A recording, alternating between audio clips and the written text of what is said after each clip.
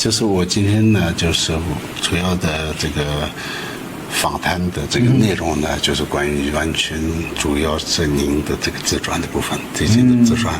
其实您呢，就是个人的这个一些事业和成就之外，这个佛法上的成就和这种不像一般的那种明星和他们学佛的这个态度，你完全是非常。除了认真，我觉得也非常珍贵的这个从头到尾这种修行的这个精神，这个也是我觉得是如果能够传递年轻人下一代这个方面的话呢，那就是这是一个非常宝贵、非常重要的。那么今天呢，我们就是非常非常荣幸的，我们荣尊佛教频道啊，能够邀请那国际巨星李连杰，然后呢，我们就是藏传佛教界和整个的这个华人，或者这个国际的佛教界里面呢，那李连杰是一个非常虔诚的佛弟子，所以我今天能够邀请您作为我们荣尊频道的一个嘉宾，然后能够面对面的这样能够这个做一个访谈，非常非常感恩您。所以首先我要说扎西德利，扎西德利对，非常高兴啊！对，我也学佛也学了。正式皈依藏传佛教也有26年。是的。对，所以如果能够分享一些我学习的过程，能够帮到一些有需要的朋友，是，我也非常感恩有这样的机会。谢谢你。所以其实您最近出的这个自传呢，就是因为我们这次的访谈呢比较临时的，我没办法在这边就是直接拿到那个。这个你的书，但是呢，我就是电子版的你的书呢，就是今天早上也这个大概呢就是阅读了一下。那主要是其实这个题目呢就是超越生死。那这个超越生死呢，从禅宗的角度也好，从大圆满的角度也好，它就是一个最究竟的一个涅槃，真正的这个超越的这个。超越生死的，那超越生死，我相信你的修行的最终的一个目标。但是这个过程当中，超越生死也不是直接能达到的。所以我看到您的这个自传里面有小我、大我、无我，非常有趣的一个过程。虽然呢，就是很多的采访当中，我相信曾经你有谈过，但是首先你能不能跟我们也是稍微的这个分享一下，您为什么一开始学佛，尤其是学习藏传佛教，什么原因，什么机缘？对，首先说到这本书。是因为这个疫情吧？对，有3年的时间。对，那全世界的朋友，不管在哪一个角落，多少都受到了影响，对吧？是。那我就经常，我有时候会开玩笑，我说全世界都在闭关了。是。那我也很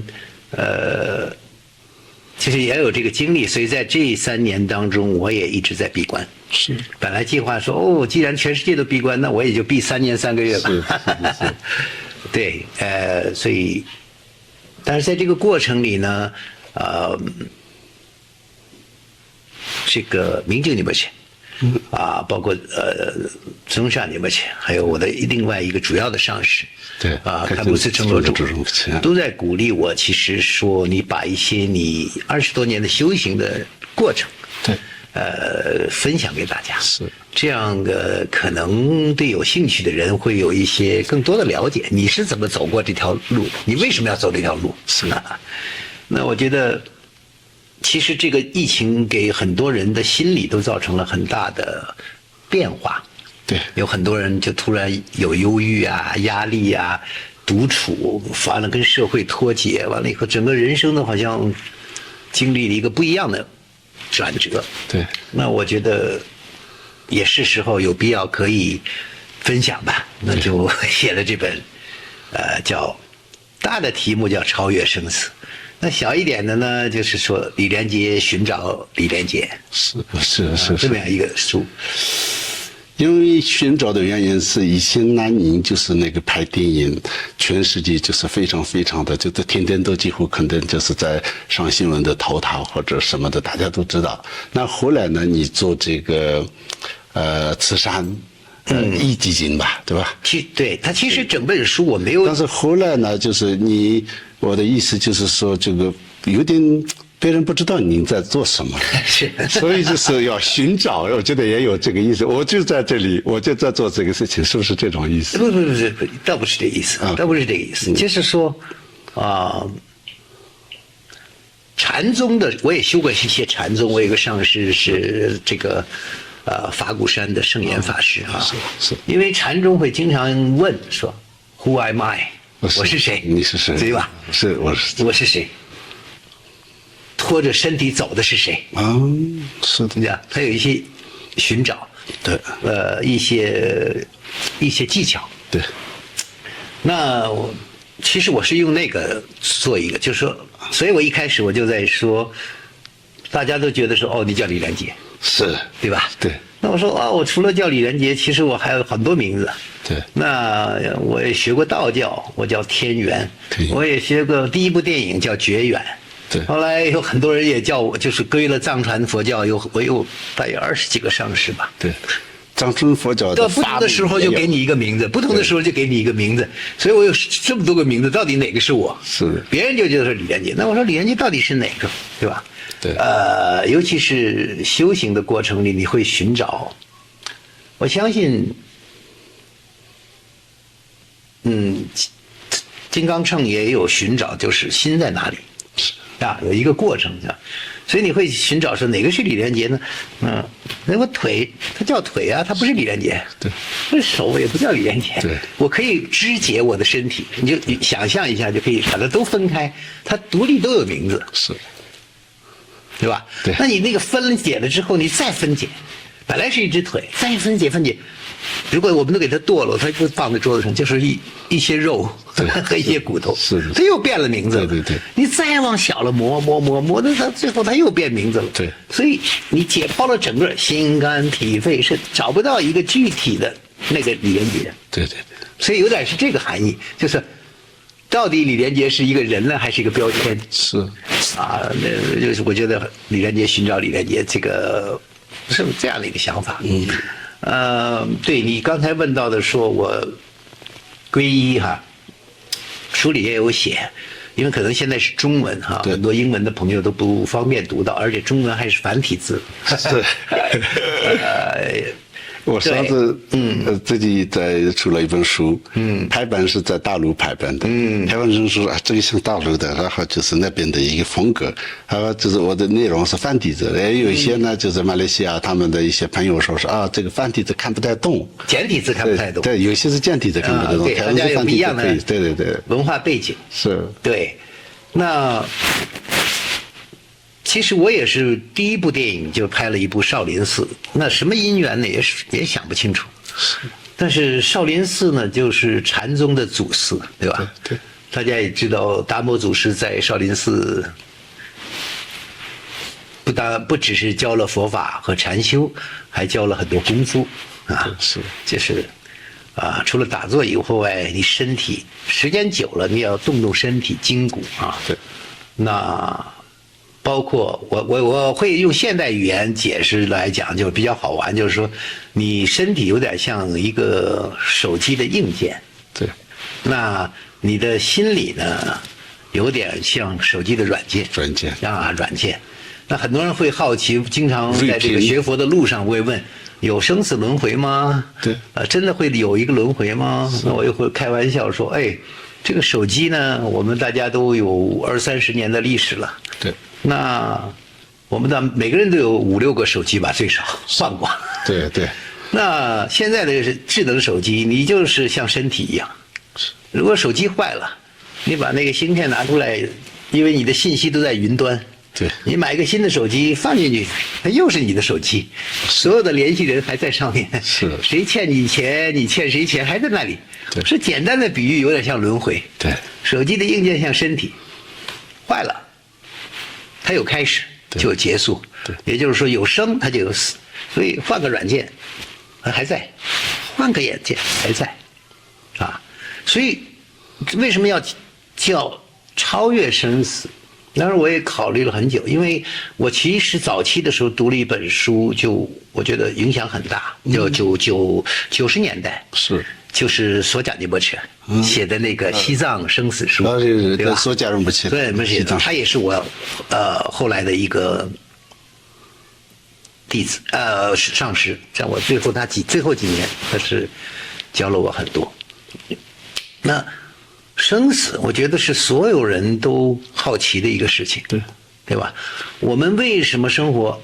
怎么开始的？我们找不到原因。但是生活的过程中，我们有很多的焦虑啊、不安呢，没有安全感。是。所以，那么我们没有安全感，我们要干嘛呢？我们要去努力工作啊、赚钱呐、有名啊，这一切的努力都是为了安全，能够有吃有喝，有为生命找到一个安全。但是其实最大的不安全感是什么？就是死亡。对。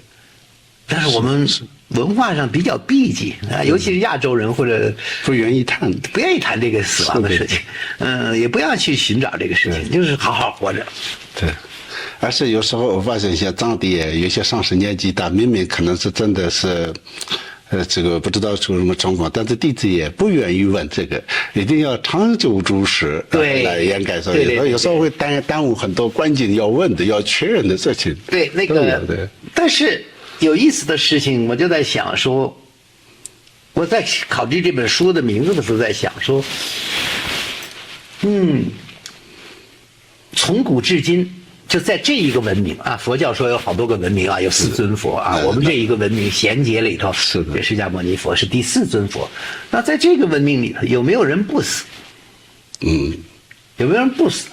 我发现没有一个人不死。对。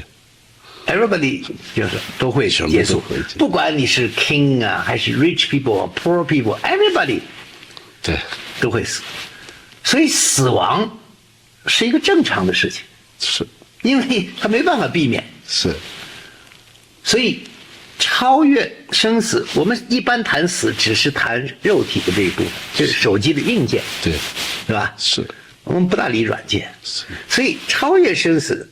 等于说怎么超越呢？都不可能的。对，我们讲的不是一个内容，我们讲的是心灵的那一部分。对，身体是没办法超越的。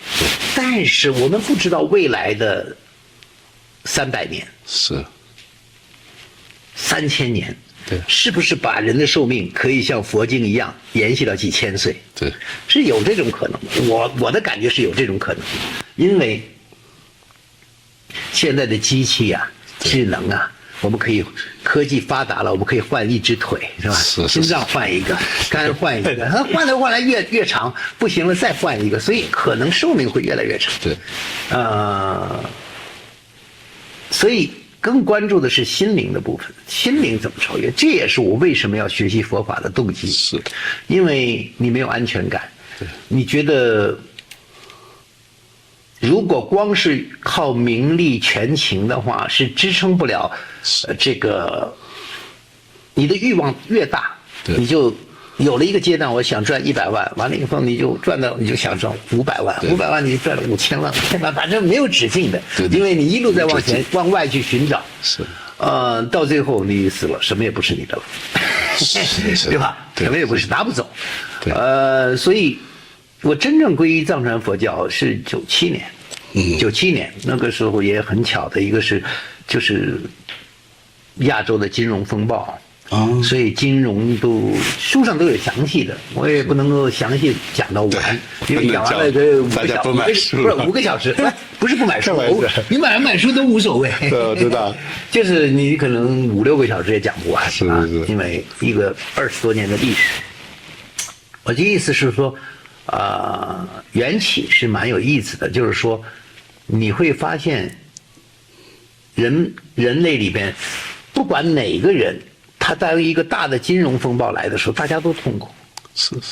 那只是有一部分人呢，可能为了几万块钱丢掉了而痛苦，有些人为几百万丢掉了痛苦，对，有些人为几千万或者几个亿，所以他丢掉造成痛苦，只是量的区别。是吧？就是那个物质的量的区别，但是痛苦的感觉是一模一样。所以，我们教育现在文明的教育里边，近代里面，这个怎么样才能达到这个寻找的安全感和这个快乐啊？所以这个东西是当年我思考的，我就想就说，哎呀，你这个世界最有钱的人，他也有痛苦，因为那股票一跌，对吧？是他也要着急，他的收购失败了，他也着急。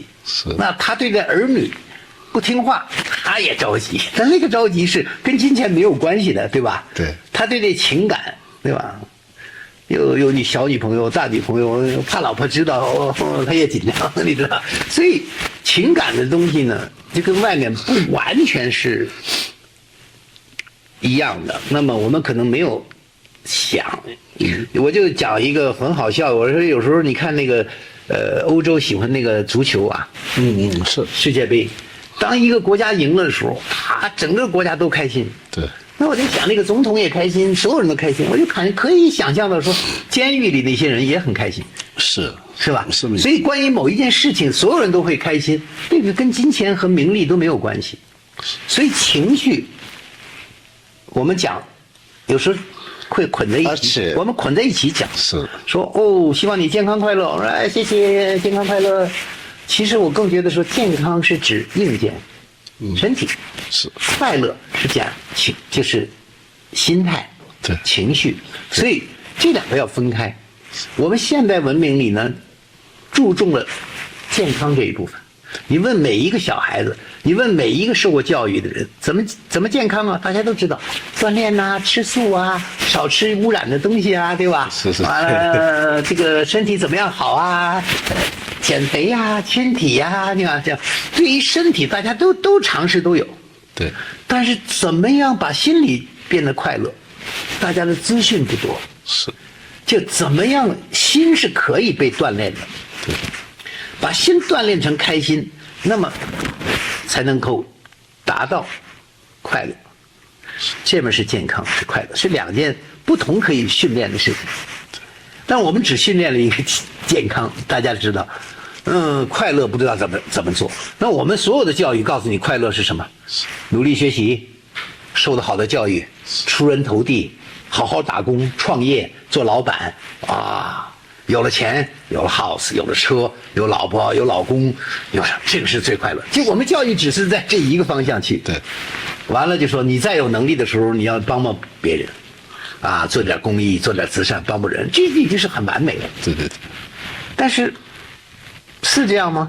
真正的快乐不是真的是这样吗？那我20多年前我在寻找说，哎，好像还是有问题。那我想，你们今天再有钱的人，有没有当年2500年的释迦牟尼佛那么令人羡慕？是，因为他拥有4个东西是人类最渴望的，我叫名利权情。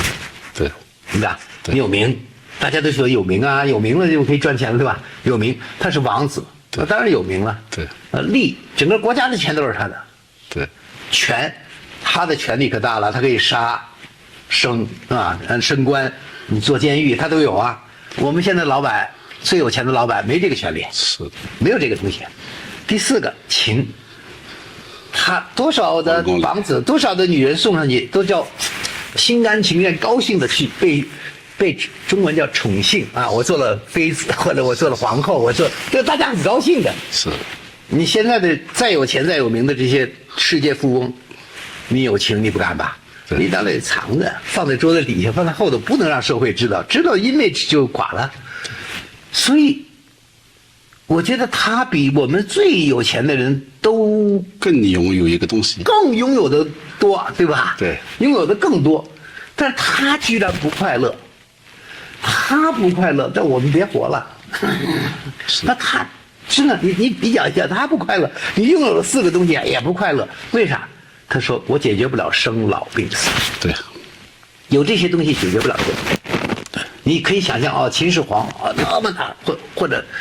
阿育王，啊，各个国家这种非常有权力的，在历史中的那些，那也解决不了生老病死，那麻烦大了，那不是就是只是一段时间里的这个名利权体，对，保证不了后面，所以他寻找了一条路，他放弃了这个，寻找了一条路，叫6年后寻找正悟，得到了圆满的智慧。那他的圆满的智慧可以快乐，对，可以超越生死的快乐。是，哇，那个是什么？是，这个太好奇了，我觉得太好奇。结果，当你熟悉了一些进去的时候，他找到了什么？他说，他找到了我们每个人都有的一个佛性。对，那经常藏传文化会讲，是吧？经常他找到了一个自己最大的宝贝，是一个非常圆满的智慧。那简单现在来讲，就是说，哦，可以用一个比喻说，他找到了他的最宝贝的一颗钻石，在我们宇宙中最大的美丽的钻石。对，完了，他用他的方法告诉我们说，哎，每个人都有一个最大的钻石，对，只不过我们的钻石都给 cover， 用泥给包住了。对对对，所有大家都不知道有这个东西。对，我们不知道有这个东西呢，我们就去外面去努力学习啊，寻找啊更好的东西。对，他说你不用往外寻找，你往里看，每个人都有。我教你所有的方法，就是为了让你去掉这些泥，最后找到你自己拥有的那个钻石，最大的宇宙中最珍贵的钻石，或者叫如意宝，或者叫钻石。当然，我们佛教界可能会更严谨的说，它叫佛性。对，每个人都有圆满的佛性，只是佛发现了、找到了，告诉我们如何找。那我们有人愿意跟着这条路去寻找，对。那有人还说这个不关我事，我还是向外找。所以，整个是要找到这个过程。如果找到这个东西以后，你慢慢的把它擦干净，慢慢的找到，我觉得这个是最无价的东西。这个东西，因为它是宇宙，我们是在3维空间。目前的科学说，我们在3维相对的世界，啊，好坏、冷暖和3维的空间。那现在量子力学说的4维、5维、6维啊，可能有不同的物质和空间。那他找到的可是全宇宙最大的宝贝。是。啊，这个东西太可爱了，而且它不是生的，它也不会死。就像《心经》说的是吧？那不生不灭的。对。所以你再想想，无名尽。对，你再想想那个超越生死，那是讲肉体；如果是讲心灵的话，那个好玩的事情就来了。我在出书在台湾宣传的时候，我说你们大家跟我20多年前是一模一样，都担心死亡，但是有一天你会发现，死不了。是。没有死的那个东西。而且他还会换一个手机再来，换一个手机再来，无始无终的来。他的原档一直在。那个有点恐怖，你会想清楚，死不了是另外一个恐怖。是。我就开玩笑吧，我说死不了的在研究的，我们不是讲肉体，是讲一个永远轮回的东西，死不了的。是。那个，你如果发现不了，它就变成业力包着它来回走，每一次都痛苦，每一次都再来，每一次再痛苦，每一次再来。如果你发现了，你就结束这个轮回了。对。如果你不发现，我说大家都喜欢做明星，大家喜欢做歌星，啊，我说你做明星是为什么？拍电影啊，容易出名啊，赚钱。我说当你有人告诉你，你可以拍电影，啊，你现在可以做明星，但是你有1万部要拍。你马上要考虑1万部，哇，我怎么拍呀？拍不完的，那就变成一个痛苦了。所以，我觉得弥勒日巴尊者说的那个典故，那个非常激励我。我书里也描述了那个故事，就说那些人说，哇，你多无趣啊，对吧？你多笨呐、这个坐在那儿30年都不动，你你看我们多好啊，对吧？那么多美妙的人生你不经历，你这个坐在那儿。明德日报说什么呢？说你们才是他说你太勇敢了，做了30年。他说我不勇敢，我是怕这个轮回啊，所以我要解脱出来啊，我要出来啊。你们勇敢啊，你们不怕轮回啊？哎呀，后头还有1000次、10000次等着你，你都愿意重复着恋爱，重复着痛苦，重复着学习，重复的工作，重复的死亡，完了再来一次，哇，哎呦，没完没了。这个东西太有意思了，我觉得他的比喻，我觉得特别有意思，特别简单和深刻。是，所以这也是我写这本书的原因。当然，在这个修行的路上因为我主要学的是藏传佛教和金刚乘，那我觉得非常感恩有在这次生命中遇到一些10几20位20位这个金刚乘的上师，他们在不同我的时间人生过程中给予不同的指导，对，那么使得我能够慢慢的理解，慢慢的理解和习惯，掌握一些技术技巧，把这个最大的宝石如意宝珠的上面的泥怎么样有效的快速的把它们擦干净。对，这个其实就是擦干净的过程。对，我觉得您刚刚说的，我觉得非常重要，因为呢，如意宝般的那些如来藏，就是每个众生都有的。对，而且我们学佛的时候也有2个层面，有一些是只是就是现实生活当中遇到一些不快乐啊，不知道怎么解决问题的时候，他就是需要一个寄托。就是要学佛，但是您好像不一样，你完全是当时跟释迦牟尼佛的这种，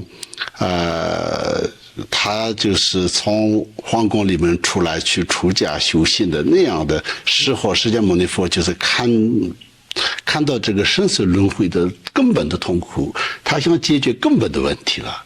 所以刚刚您说是第一个是，就是说这些我们要处理轮回的话，就是生死十大无常心数嘛，禅宗经常也这样说的。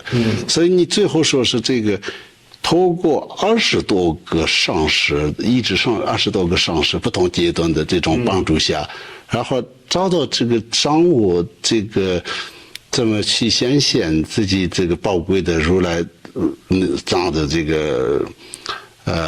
钻石啊，然后就是当我能掌握到一个技巧，那个就是我们说的到此地的意思嘛，也就是这佛法修行按照次第进修的这个次第的重要性嘛，您在讲的是？对呀，因为很多人其实是重视大圆满，但是不重视它的根本的次第，所以慈中老师看过几年前来。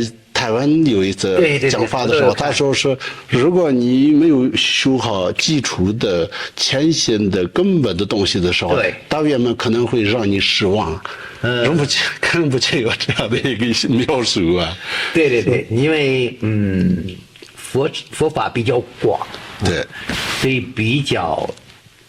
在一个短期的访问，就算1个小时、2个小时也很难描述清楚。是的。那我们还又回到这本书，你说我的个人，我没有权利教任何东西，我只是有分享我怎么走过来的。这是谦虚的。不是真的，所以你看我不管是不管是练武术拿冠军或拍电影，我觉得那个时间段都是小我。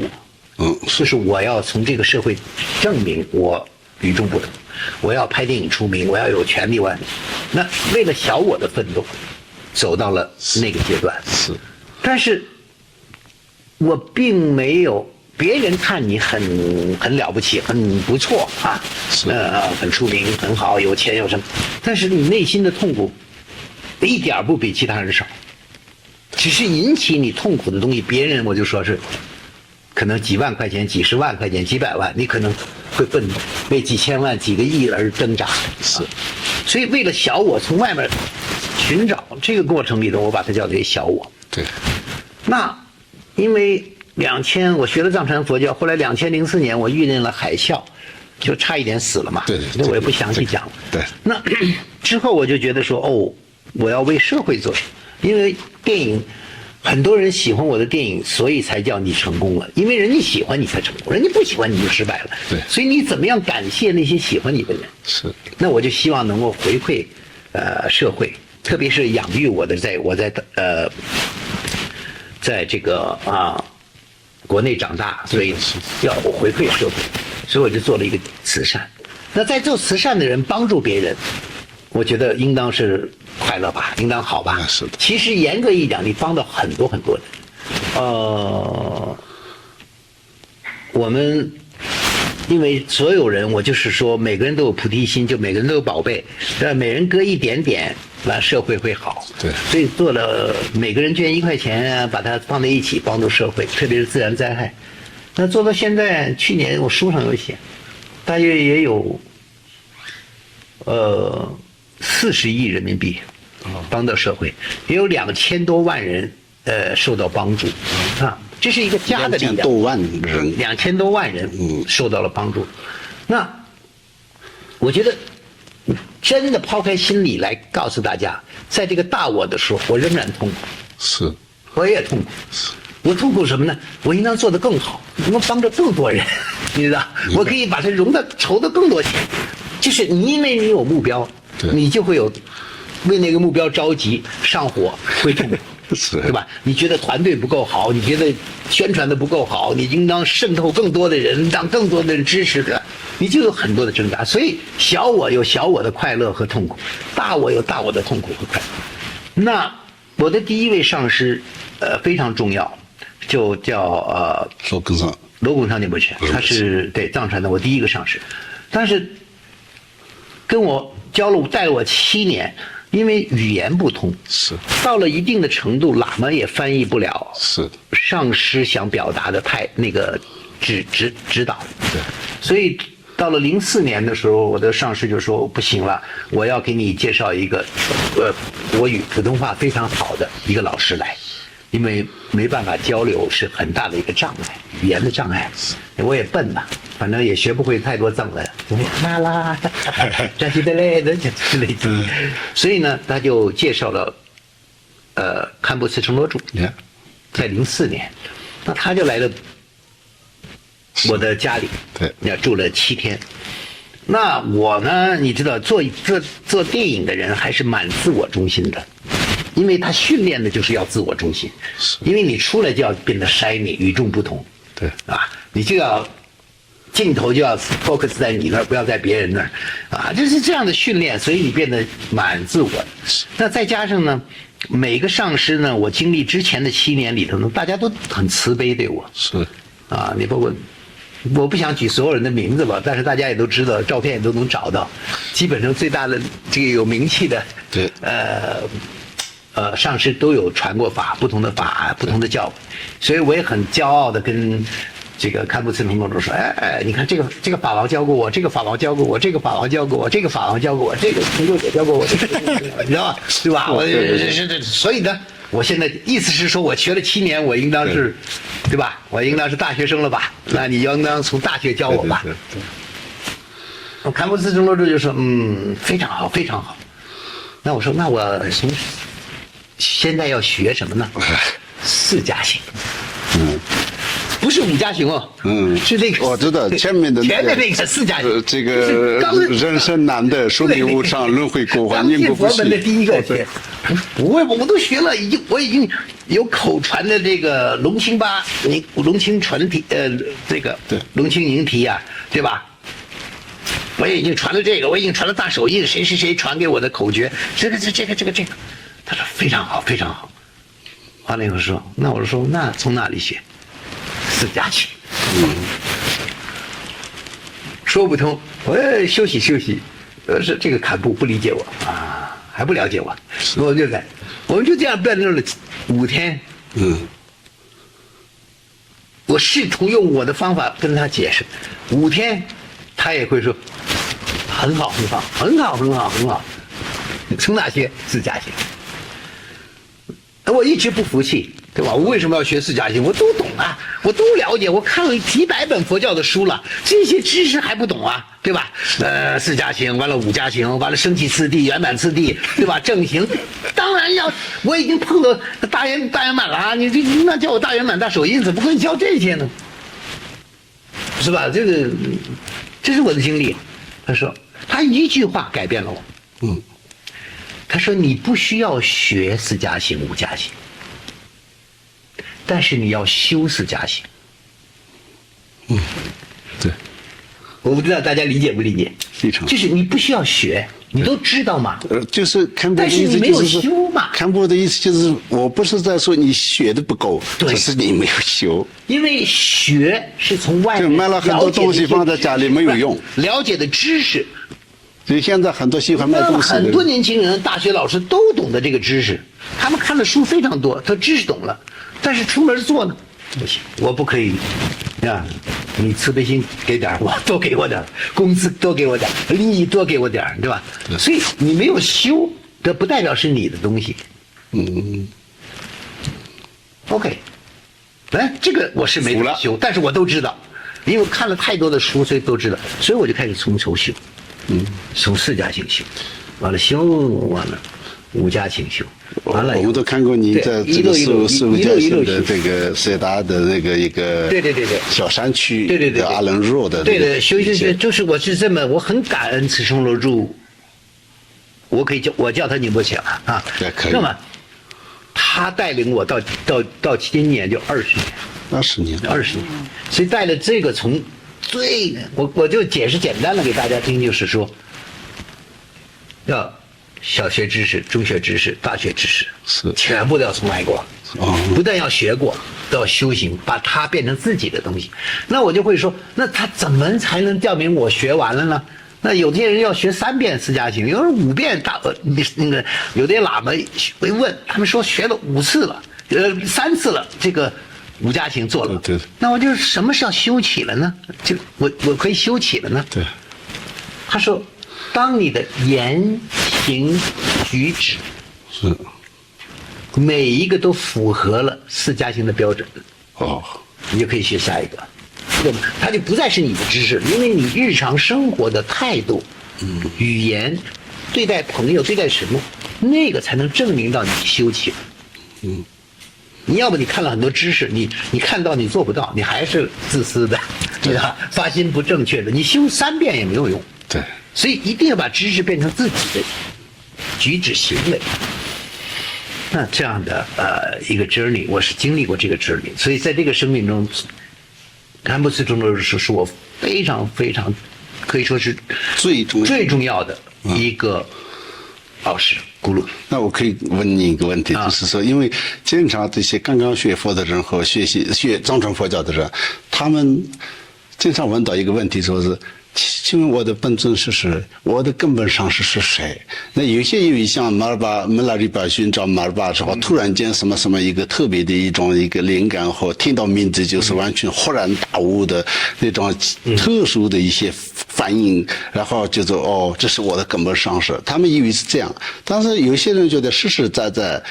透过这样的一个教导，改变你的这个整个的修行，然后就是带领的这个叫做根本上师。你认为是慈圣罗智堪布是你的根本上师吗？当然，我觉得严格意义上，因为有时候是只有观点的人是我的根本上师。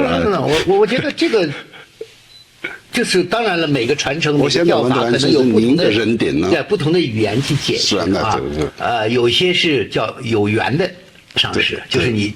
哪个法会见到了？对有些是或者有些在街上某些聚会中见到了某位上师，就是他有一个缘起，叫缘分上师。那包括有一些给你灌过顶的这些呢，都是上师，因为他传了。那肯定是。但是我觉得我个人觉得最严格的根本上师，是帮他直指你心性的那个上师。就是我个人认为，那当然就是直指你心性，介绍那个。宝贝钻石的那个上师，那是最根本的上师，我认为。对，当然你也说到，我们也有一些缘分，比如说，其实现在目前在世上，还在世的上师里边，缘分最久的是中上清这个上师。是 OK。对，我们认识在2000年，就比这神罗州上师还远还早啊，在什么机缘下，在哪里认识？在美国的时候，因为他有很多的教法，而且呢，他也拍电影，所以我们才好奇。那是因为拍电影，我才要拍一部关于佛教的电影，所以找朋友介绍我来第一次见他，就关于谈如何电影啊，通过电影怎么样介绍佛教的一些东西，我们从那里电影缘起。完了以后讲很多的。对，20多年来断断续续，对他的教法，我非常非常的从心里感恩，也非常的震撼，对吧？对，他会尽可能的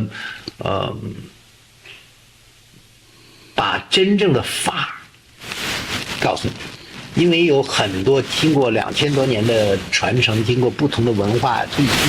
有很多的文化包装在里上，对，所以你把文化认为就是佛法，对，就有一些障碍，对吧？对，所以因为有些是文化，对，有些是法，所以我觉得在这个领域里头，能够说对我非常帮助的就是记住，追寻的是法，不是文化。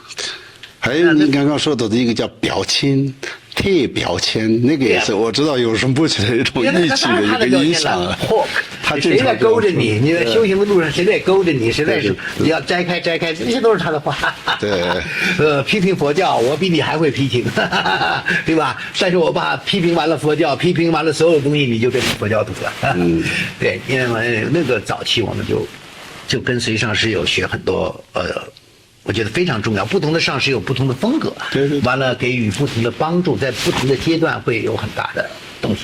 我觉得再一个就是您刚才说的这个次第，其实不光是次第啊，在佛教上来讲，我觉得这个在我学习的路上也看到了很多台湾地区的佛教徒啊，大陆地区的很多人要分几个层次，有很多人呢是不相信有宗教 ，OK， 但是他也不反对，对。他就说买个保险好了，拜拜观音，拜拜佛，对吧？我孩子上学如果考试考得好的话，考不好怎么办呢？我求求文殊菩萨。我妈妈有病，我求求地藏菩萨。就是我不反感，但是我也不相信。但是我临时需求的时候，我就要求他的。万一有呢？啊，万一能帮到呢？就这样。有一批这个面很广的，是，因为我们在国内地区，你这几千年来。其实传统的家家弥陀护观音的那种，这个一个文化，这个文化太深了啊！对，我们引以为骄傲的敦煌啊、少林寺啊，那很多东西都跟佛教分不开的，五台山呐，对，这个分不开，所以这个基础很大。那也有很多学佛的，我发现呢，有很多人学佛呢，特别是大乘啊，很多学佛的，但是有很多的。时候呢，大家是喜欢那个环境，因为学佛给人一种就是说和平主义啊、宁静啊、和平主义者啊。我在这个群体里头，吃斋啊、不杀生啊，那我们都是好人呐、对，所以我们可以互相帮助啊，就是在这个圈子里绕，是啊，这个绕，所以。这是一部分，有时候甚至来道场的也是这个施教，为了施教。对啊，反正我觉得像一个金字塔一样啊，底下的人特别广。后来第二层呢，就是有喜欢文教的话，有点像你要离苦得乐上了个船去彼岸，结果大家上了船就不愿意去彼岸，就在船上待着，因为船风景也不错，很好，有吃有喝的啊。这样，那如果那再一个阶段就是你要。后边就是有人真的想解脱，那真的要修行，那一部分人真的要修行的人，他真的你要学。为什么金刚乘现在在社会全球都比较流行？就是它的速度快，现在人说哇，三大阿含劫成佛，哎，你三大阿含劫，每一个什么小阿含、大阿含，这数不清，几十亿年的事儿我做不了，几十亿年我哪里做的？啊，金刚乘比较即生成佛啊，他有即生成佛，对吧？他也有3世成佛、6世成佛啊，最蠢的。你听到这个东西，你啥都不做，16世也能成佛了。所以哇，这都是很吸引人的。那我觉得这个 motivation 就是这个，我们大家要成佛、离苦得乐的目标是一样的。是，但是我们给设立的这个速度不一样。就有的人说那个地方成佛，那有人说哦，那我慢慢走啊，那真的可能要走这一辈子也没走完。对。那有的人就说，那我骑脚踏车啊，快一点。有的人说开汽车，有的人说开飞机，有的人说我怎么弄？就是说真正能不能快速的做，取决于每个人的心态。对。喜欢是一模一样，但是我要不要即生成佛？我要不要非常努力？这个虔诚心，我觉得是直接的影响的速度。你听到很多人说哦，我喜欢呐，但是我没有时间呐，3年也没完成5加行，我学了很多次啦，我也没有学到大圆满呐，谁快给我啊，快点学啊！这些我们大部分贪便宜，完了以后，今天有法会，我先不去啊，因为我先忙完了这点事儿，赚了钱以后有钱了下次去，都很好。但是你不要埋怨你的速度，如果你到底想一世成佛还是中阴成佛啊？当然，阿弥陀佛净土非常好，我一直说，我书上有写。是你不愿意走这条路，你买一个保险，保险公司保你，只要你做很简单的事情，中阴是有机会去阿弥陀佛那儿。是，我就开玩笑，我说阿弥陀佛那儿也有3个移民呢，去阿弥陀佛净土啊。一个是拿护照，是，就是你一去了就可以见到阿弥陀佛，对吧？直接拿护照了。对。第二个是拿了一个绿卡，对吧？去了待了莲花里7天，对，7天以后换了护照就可以见阿弥陀佛。还有一种啊，慢慢的，对吧？只拿了个签证，对去了要做125年，对，完了以后成熟了你才能见阿弥陀佛。所以这都是取决于你的发心的速度，对啊。所以我是比较奇怪，很多人也是生活中遇到了挫折，对啊，挫折不顺利，有病啦，就开始修佛了。有的人离婚啦，或者生意垮了，反正总之挫折了以后，容易寻找内在的力量和信仰的东西。我是在我很高峰34岁的时候，我就已经开始觉得不对，哪里不对了，就开始去寻找。对。当我一旦寻找清晰了的时候，我就想2个东西啊。为什么我从小到大人们都说这是迷信？宗教就是毒药，就是精神鸦片，就是迷信。那第2个，但是我并不知道他们在讲什么。是。所以我就想了2个答案，一个就是说，如果我不知道它是什么，我就相信。对。那可能是迷信。因为你都不知道它是什么，他讲的是什么你都不知道，你就相信了，那是迷信。第2种，我什么都不知道，我说你就是错的，你就是迷信，那你是另外一种迷信。你怎么会觉得它错呢？因为你相信的是你的知识和科学，说你是错的。对。所以也是迷信，因为你都不知道它是什么，你就批判它是错的，所以2个都是迷信。所以我一定要搞清楚你在讲什么，弄什么，所以我才读了200多本书啊，对吧？莲花生大师传，哇，全集，先从有意思的故事来啊，弥勒日巴传，哇，来，马耳他传来，你知道每一个传记开始，完了以后慢慢深入，那不同的老师在不同的时候给指点，所以你越休息，像最近几年，明就你们知道，我也有机会跟他一起在美国、在欧洲修行啊。那很多的弟子都是科学家、教授啊，都是学量子力学的、物理的、什么哲学的那些，世界都是这样信仰的，在我们的这个教育里面都是很了不起的。他们都乖乖的在这打坐啊。而且我一问你们打了多少年，修了多少年了？还有的人10年、20年，还有人30年，哇，我很震撼，你也比我厉害了，30年都在这学，而且你是伟大的科学家呀。是。那现在因为科学的进步，所以已经自从出现了量子力学之后，对，越来越容易解释释迦牟尼佛讲的佛法了。因为以前就说哦，这面是那样，那面是那样，我怎么相信呢？这不是你就信就行了。那我都不了解，我就信了，他们真的有点迷信。对啊，信了再说吧，信了再了解。我们有开玩笑的，先结婚再恋爱吧，有吧？有这样的事情。但是现在会非常容易解释，因为现在的解释是说，我们人类所有的文明能掌握宇宙的知识，不超过4%，4-5%，是。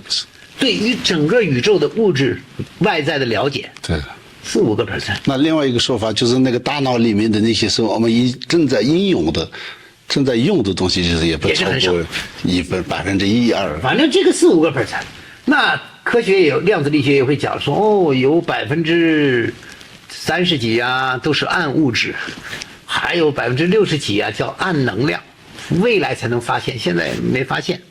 那我们只是用4%里边所有的知识里边的东西来衡量我们生活中的对与错和好与坏和听到的看到的，那是真的有限。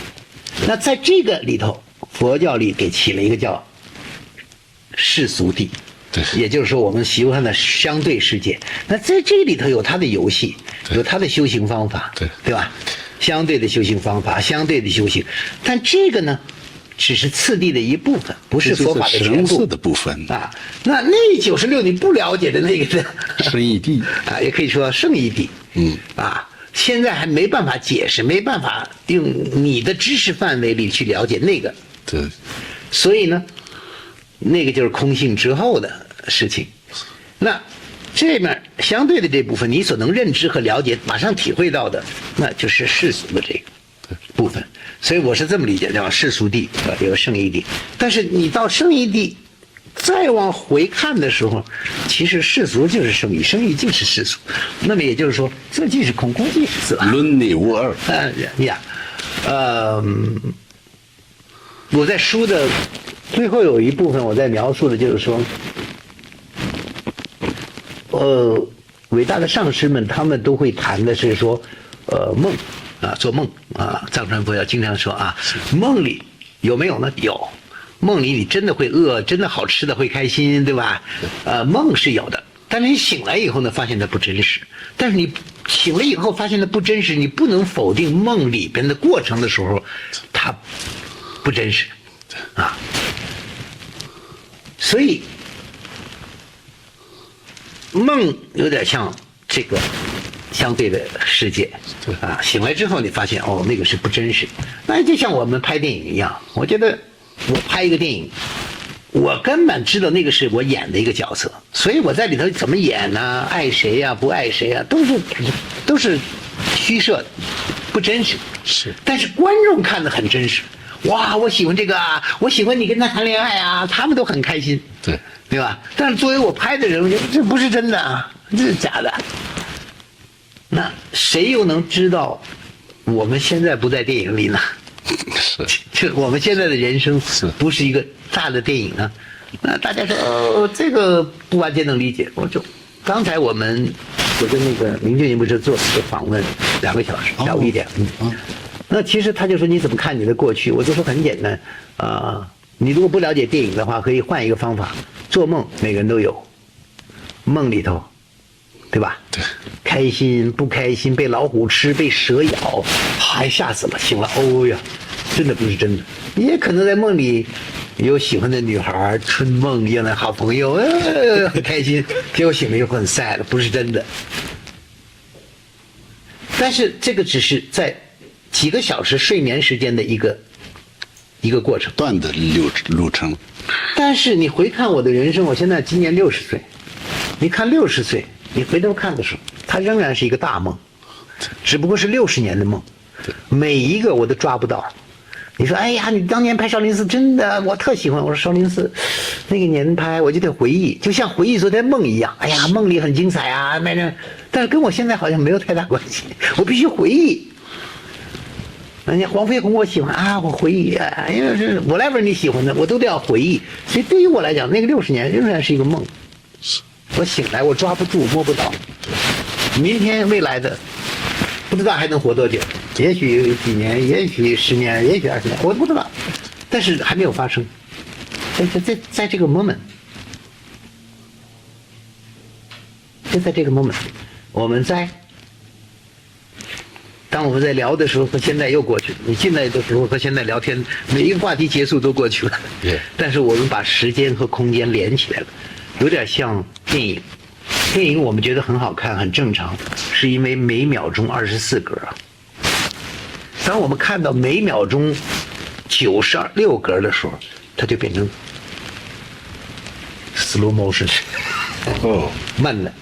但是我们如果每秒钟看到6格、8格的时候，我们的动作就像，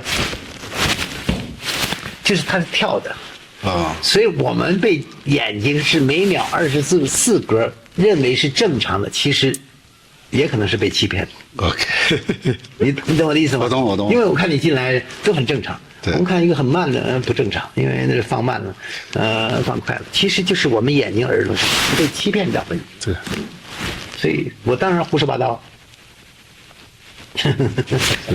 不再胡说八道。那个，反正我一直都有一句话，反正我说我没有资格教任何人，但是我愿意分享我的经历。如果任何朋友觉得有益，你就拿走；如果你觉得没用，你就扔了，扔在垃圾书里，扔在垃圾袋子里，你就当我废话，胡说八道也没问题。因为对于我来讲，everything。所有的事情我都接受，是，不代表我认同，我知道，是，我不审视好和坏，我只是知道。那是明俊，你不是经常会提醒的，对吧？Awareness， 对，你在哪里 ？Awareness 是在哪里不重要 ，Awareness，knowing。对，所以就是那个荣升班智达，他就是我说大圆满的传承，就是非常非常重要的一个。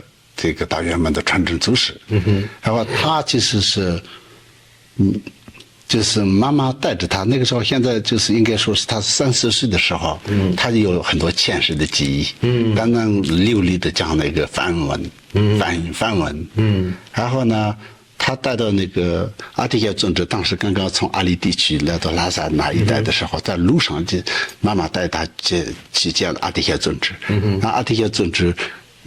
他跟阿底耶尊者开始辩经讲话，他说，阿底耶尊者合掌说，我不敢跟他辩，因为他的前世是一个那个80位大成就者里面的一个叫做那波鸠巴嘛，叫黑心尊者。所以呢，他有一个非常著名的著作叫做《入大乘论》。那个《入大乘论》是几年前索达迪堪布已经翻译成中文的，现在有中文版，所以那个里面就是讲完全就是你刚刚说的一样，就是那个梦在哪里？我们真实的生活的那个到底是梦，还是你认为的梦是梦？这两个的不一样的点在哪里？谁在欺骗谁啊？对，就是那里面有非常多的很多精彩的一些细节，非常有。所以这个就是我希望呢，就是透过这个就是。以后呢，你肯定是你也可以请教，这种老师看不，哎，入大乘里面到底在讲什么？也是这样。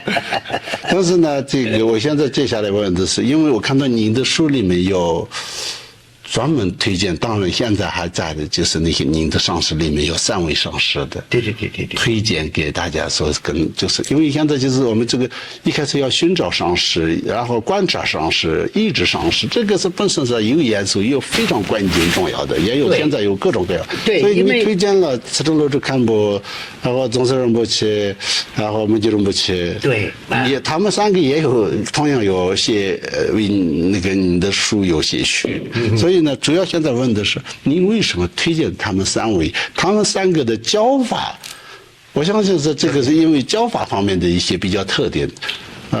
不会是说我是因为他们是我的上司，所以推荐给你，不是这样。我觉得他们的教法对现在的人很多应该有很大帮助的一个点嘛。所以我想问一下，为什么推荐？严格意义来讲，我相信您比我更了解。说金刚秤来讲，说你要考了解上师3年是吧？上师了解你3年，他们说更古老的时候你要6年，他要6年是吧？彼此了解之后才结婚吧，才彼此相信吧，那就比较。但现代人哪有那么长时间说你了解6年？所以要比较慎重啊，上师，因为现在也是末法时期嘛，是。末法时期以后，你也会经常看到，每一个领域里都有它的负面的能量，正面的、负面的啊，我相信。那有人在开玩笑，我去了一次西宁啊，他们带我去看一个村子，就看一个地区啊，一个区，他们说这个区里头就是叫宁波车村呢，OK， 上百个宁波车都有房子在那个区里，完了。北京也有这样的区域啊，很多的地方。那我们并不了解谁是真正的了不起的修行人啊，谁是真或者谁是假，我没有资格去评论。所以我只能够用我的人生经历过的跟大家去分享。是啊，比如说这3位上师最短的是明就宁波舍。也有13年的历史，我跟他修行了13年的历史，所以完了有20年的，也有23年的这样的上师。那我经历过这么多时间，而且近距离的经常在一起修行，尤其是你看堪布茨成罗主是每一年有两段不同的，每一年都有修，就像你看那些照片，每一年都有固定的课程，固定的安排，去按照次第严格的修下来。我也看过慈诚罗主堪布写的那个序里面也有提到了这个带领您，对，不是我吹牛嘛，因为他也要他也证明说我真的带着他走了这个路程，所以我并不是说其他的上师我也接了一个20多个，很遗憾的是也有10来个原籍走了，对吧？比如说杨唐宁波切，比如说索坦宁波切，对吧？有一些包括我的禅宗上师，包括阿丘喇嘛，是，这些伟大的上师都走了，我们也不能介绍他们去跟他们学，对吧？所以杨唐宁波切是主要是灌顶的。对，这个当时这个，因为你书里都有，对，因为一定要找到那些成就的上师灌顶，是因为你也说明我的上师堪布茨成罗主非常谦卑，对，他明明有这个传承和有这个灌顶，对，他都不有资格，对，他都不给做啊，他往上面请一些大的成就者，因为趁着他们还在世。那个传承就会更亲近一些，更近一些，近一代人嘛，行吧？这样，所以他们的修行那我介绍这3位上师的原因是，我觉得首先堪布茨成罗主，他是讲国语，我受益匪浅，对吧？是，因为没有英文、藏文，就变得我直接可以跟他聊。对，而且他的就是整个法王集美蒙措带的这批。这个佛弟子他们的言行举止都非常的严谨，对，所以我为什么够胆推荐他，就是因为我跟着他20年，我也把这个情况跟中山宁波车聊过，是我现在跟他学，他也非常认可，说你跟他学。对，语言没有障碍，你就不要再找我学了，因为他就够了，他是非常了不起，你就跟他学就可以了。但是你知道，我还是好奇嘛，因为要快嘛，所以还经常的转来转去，所以我很感恩这个上师。那在国内地区也有很多的弟子，对，所以他是一个非常了不起的。杨唐宁波车也给予了很高的赞许，包括每一个上师我见的对他都有一个认定，对，因为他的举止行为符合佛陀说的法本要求的一个修行人的或者一个堪布或者上师的标准，对，这个要负责任。这个不能乱讲，我也没有资格讲。我说我的上师最伟大，我就跟全世界说这个是最了不起的。没有，我要印证很多个不同的学派、不同的教派都认为说，大部分不能说100%，但是大部分都 OK 认同这个。那我就说推荐这个。如果你喜欢你说国语，你就看他的书、他的教法，就马上他的书、他的教法、他的东西都有现成的，在网上比较通信比较方便。那第二个，比如说明俊不是，明俊因为就我也看到实例，比如说我的太太、我的孩子都跟他学 OK， 跟明俊出去。那我也跟他走了很多的地方去学。那我发现呢，就因为他的更接近现代教育的人的一些，尤其是英文对海外的人，为什么呢？因为很多人你会听到说，我修了5加行的5年了，我还没有办法往前修，我都不知道哪里去。那这边呢，就给了一个非常善巧的方法。对，说你学这个开心禅1、2、3，对吧？完了解脱道1、2、3、4，完了解脱道加了个5就8，那我就得试啊。那我太太就学得很开心。那现在小女儿学了2年，我估计明年已经到解脱道可以做到5的时候，那也就是4年的时间。4年的时间是你把基础的佛教的次第了解了，以及你实修了几百个小时，大约750个小时吧。那你基本上知识和行动方面都有一个感受了。那之后你要不要成佛是你自己的事了。你知识你了解了，你看重点都在这儿了，精华。是的，他经常开玩笑说买1送3嘛，送2嘛，对吧？又有大手印，又有大油买，又有大中观。所以我觉得是我看到我太太和孩子学习的兴趣，以及现代人就喜欢说结果是什么？我付出时间，我付出钱，我得到什么？你知道，我最怕学佛的时候，学了20年，我看到很多法友学了20年，还迷迷糊糊的，你知道，还在那儿学的迷迷糊糊的反正那儿有灌顶就去了，那儿有黄财神也去，那儿有长寿也去，反正去完了以后到底是什么，我就这样也不知道，说不出个所以然。什么都学，但是到底哪个是自己从里边能够带出来的？我记得明俊博士也讲过，他的父亲是一位伟大的对，悟净祖古是一个伟大的修行人。那多简单说的，你像心往外看就是轮回，心往里看就是涅槃。是，所以他讲的很多的精华简单易懂，对，而且把一些精华就放上，那很适合当代，特别是年轻人。是。受到社会教育的人容易说，我花4年的时间，我试试到底我能走得多远，对，我能了解完这个过程。最怕你告诉我学了20年，我还不知道我在哪个次第上。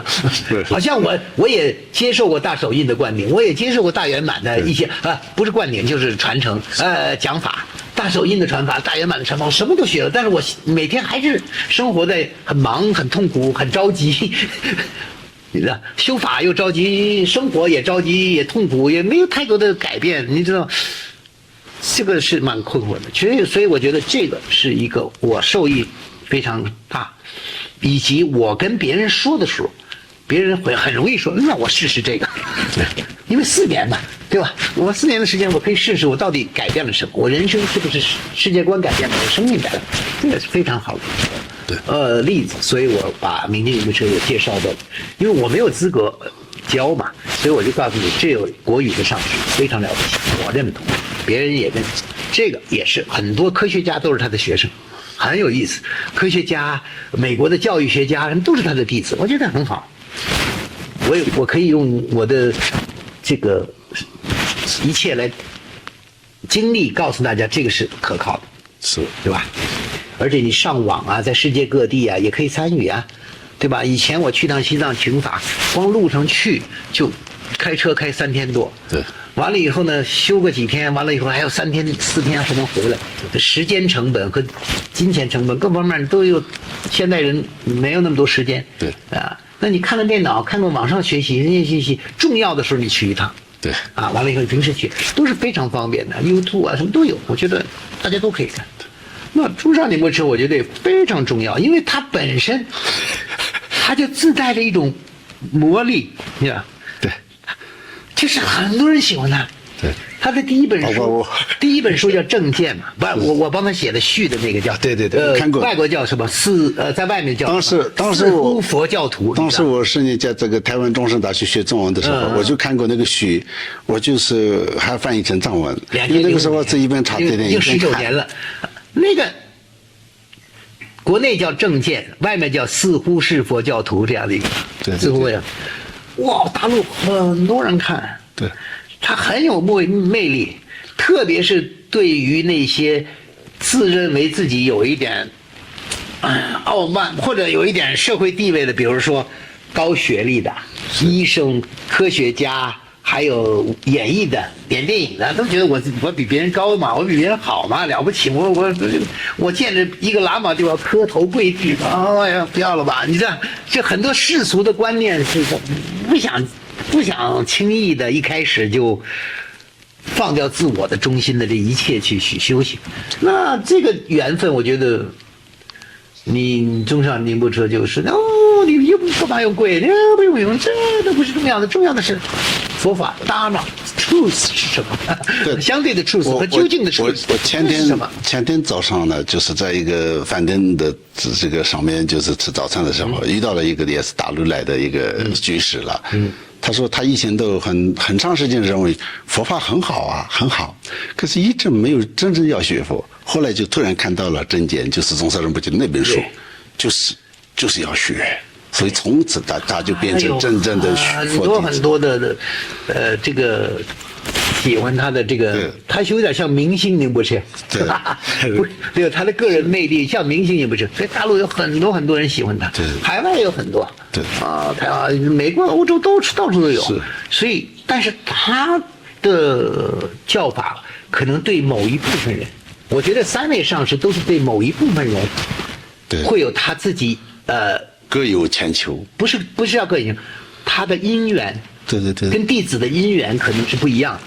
是，所以他有他的因缘，要有一部分喜欢这个的，没有对和错，你喜欢这个就跟这个学，对，语言方便简单，时间，你喜欢批判的，你就跟他学，是，对吧？你喜欢按部就班的，像武明佛学院一步的很扎实的走，那也是非常好的。对，你喜欢看很多经典，那这个慧灯之光多少经典，多少东西都已经摆在网上了，你就可以看。对。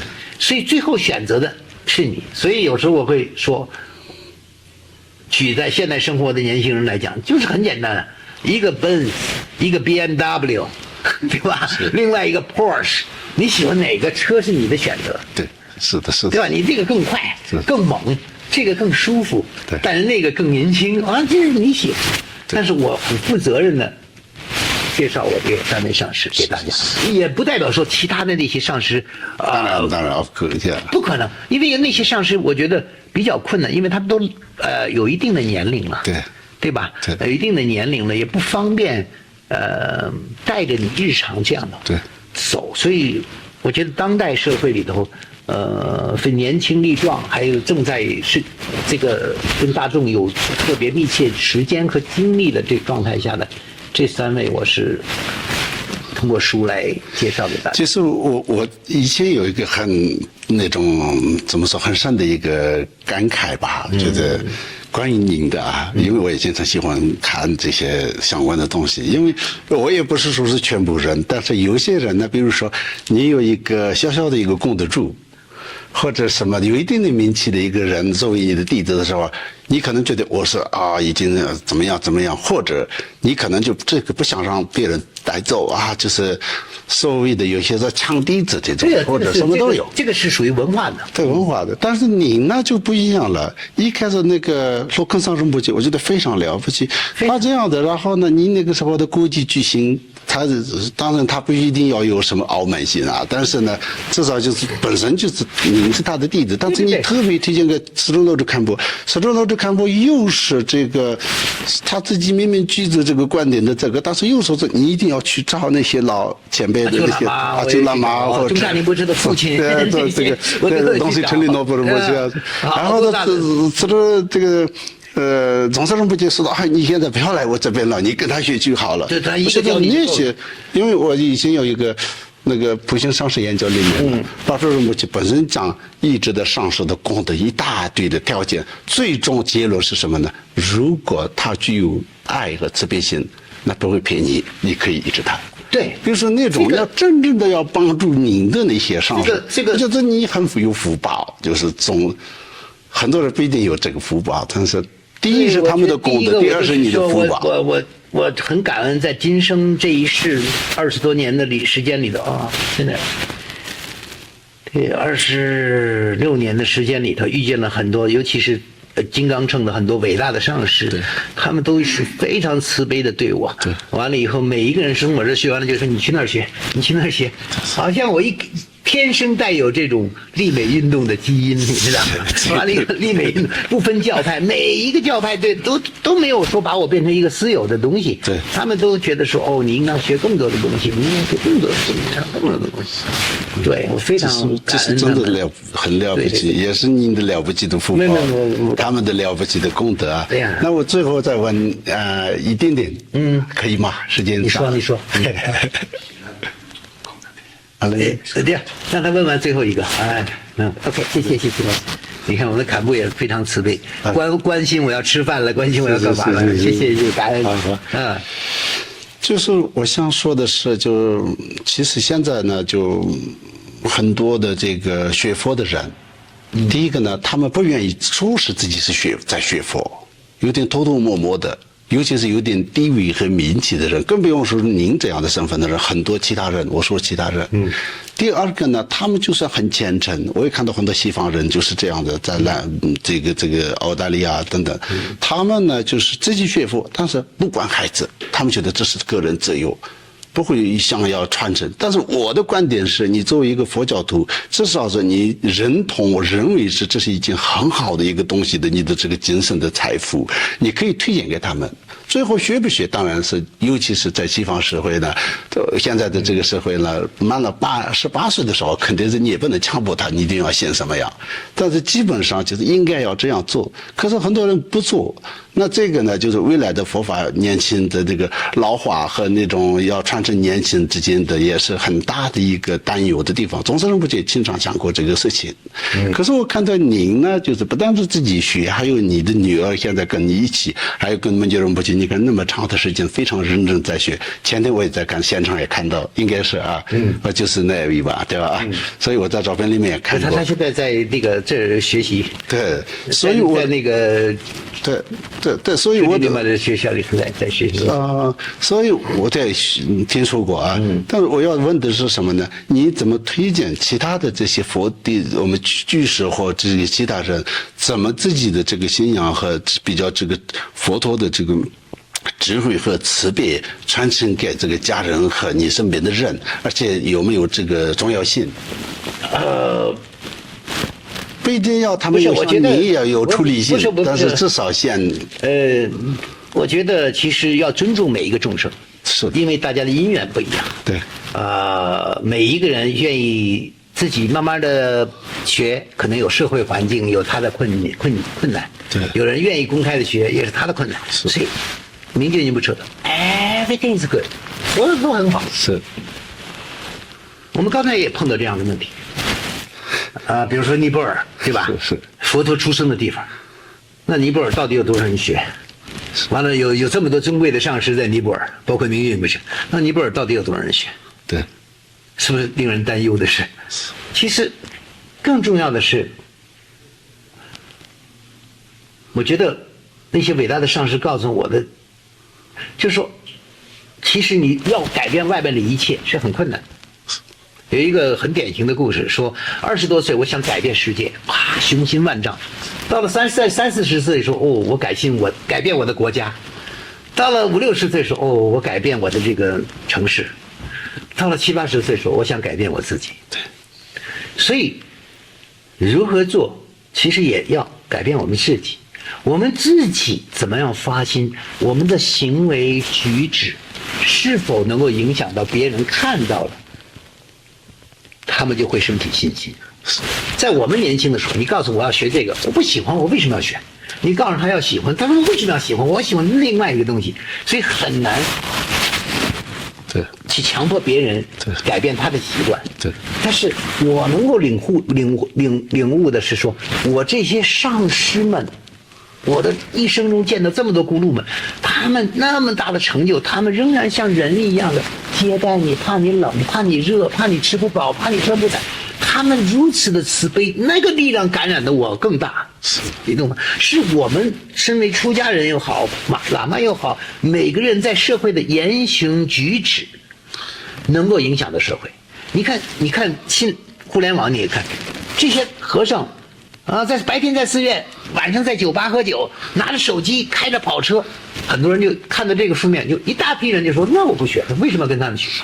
对不对？那你看到一批辽宁的苦行僧，他们背着背包走在马路上，坐在那儿，你给饭吃他就吃，吃完了睡在地上，第二天又继续走，大家很受鼓舞，就说哦，这样的人才叫出家人，这样的人才叫修行人，是不是？社会本身有它的价值评断，因为每个人都有慈悲心和善良，这是非常如何出家人自己的行为举止得到别人的认可，那就会影响他。我不可能叫我女儿修行，她一定不会。那么多吸引人的世界，花花绿绿的外面，她愿喜欢什么喜欢什么。但是你的言行举止，她必须是自愿的，愿意寻找。你们为什么那么快乐？你为什么你们有意思？你们这帮人见着都是笑脸，别人的脸上都有痛苦。对，和你看上班的挣扎的，那他们看我永远都是笑的，为什么？他好奇，他才要琢磨，他才要进。所以我们要追回的那一句中国文化里的一句说：“佛度有缘人。”是他有缘，他愿意往里进。你可以讲，你可以做。对，有些人说了太多，别人说你说了半天，你自己都做不到，我为什么要学？对吧？那你自己做什么？你自己做什么？他自然的，别人会看到，别人会感到，别人会想。完了以后他要不要？对，有什么好处？我要去。所以我觉得是说，还是求精进把你们知道，这样对外的看 ，all the problem， 对，因为这样解决像外面的问题也不其实目前你应该知道啊，我就是和那个昨天我去见努巴仁波切，努巴仁波切看到他们他是我就伟大的，他也是我的上师之一。就是那种慈悲和他们他的笑容内心站在那儿，对不对？完全就是有充满的感染力。就是一个菩萨现世在那里，就是一个老人家那个慈悲的笑容，他已经不讲法，已经感染力了。是的，是的。对啊，我这次也有看他。是，其实所以真正的成就者，他自然散发着一种光芒，对，的亲和力，真的。所以呢，其实就是今天呢，主要现在这个讲的是最主要是以身作则的，然后就是有这样的一个自己的这个修行。看释迦牟尼，对，一个王子最后做成这样，才感染了别人，别人才会去做啊，别人才会去学啊，对吧？那我觉得伟大是这样啊，如果他都没有做出我们心目中的想象的那样的光芒和智慧圆满的话，我们也不会跟着这样一个导师，对，几千年来这么多人去寻找这条路，对吧？但是你要知道一样东西，因为众生都有佛性，但是要感恩的真的是要感恩我们佛陀，对，有这么伟大的智慧，传给了这么多的教法，特别是金刚乘在末法时期它的力量。是，那金刚乘这些上师传递，只是通过我这个手机的硬件，把他们的智慧给了我，我也希望通过我份的这个行为和语言跟大家分享。这个东西跟我个人，我的所有的东西都是来自于传承，是来自于佛陀和所有的上师的传承，对包括禅宗的上师他们的力量，所以感恩法，感恩佛陀，感恩法，感恩僧，对吧？没有这个的三宝，没有我今天。